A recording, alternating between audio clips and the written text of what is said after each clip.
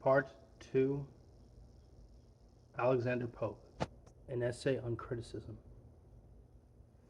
Of all the causes which conspire to blind man's erring judgment and misguide the mind, what the weak head with strongest bias rules is pride, the never-failing vice of fools. Whatever nature has in worth denied, she gives in large recruits of needful pride. For as in bodies, thus in souls we find what wants in blood and spirits swelled with wine. Pride, where wit fails, steps into our defense and fills up all the mighty void of sense. If once right reason drives the cloud away, truth breaks upon us with restless day. Trust not yourself, but your defects to know. Make use of every friend and every foe. A little learning is a dangerous thing. Drink deep, or taste not the Pierian spring. Their shallow draughts intoxicate the brain, and drinking largely sobers us again. Fired at first sight with what the muse imparts, in fearless youth we tempt the heights of arts, while from the bounded level of our mind short views we take, nor see the lengths behind. But more advanced, behold with strange surprise now distant scenes of endless science rise. So pleased at first the towering Alps we try, mount over the vales, and seem to tread the sky. The eternal snows appear already past, and the first clouds and mountains seem the last. But those attained we tremble to survey the growing labors of the lengthened way. The increasing prospect tires our wandering eyes, hills peep over hills, and Alps on Alps arise.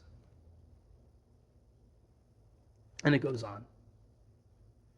A perfect judge will read each work of wit with the same spirit that its author writ. Survey the whole, nor seek slight faults to find, where nature moves and rapture warms the mind. Nor lose for the malignant dull delight the generous pleasure to be charmed with white. But in such lays as neither ebb nor flow, currently cold and regularly low, that shunning faults one quiet tenor keep, we cannot blame indeed, but we may sleep. In wit as nature, what affects our hearts is not the exactness of peculiar parts. 'Tis not a lip or eye we beauty call, but the joint force and full result of all. Thus when we view some well-proportioned dome, the world's just wonder, and even thine, O Rome. No single parts unequally surprise, all comes united to the admiring eyes. No monstrous height or breadth or length appear, the whole at once is bold and regular. Whoever thinks a faultless piece to see, thinks what never was, nor is, nor ever shall be. In every work regard the writer's end, since none can compass more than they intend. And if the means be just, the conduct true, applause in spite of trivial faults is due.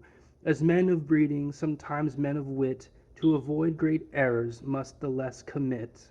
Neglect the rules each verbal critic lays, for not to know some trifles is a praise.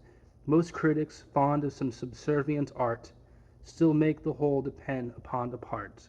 They talk of principles, but notions prize, and all to one loved folly sacrifice. Beautiful 4 minutes. I hope you enjoyed it. Cheers.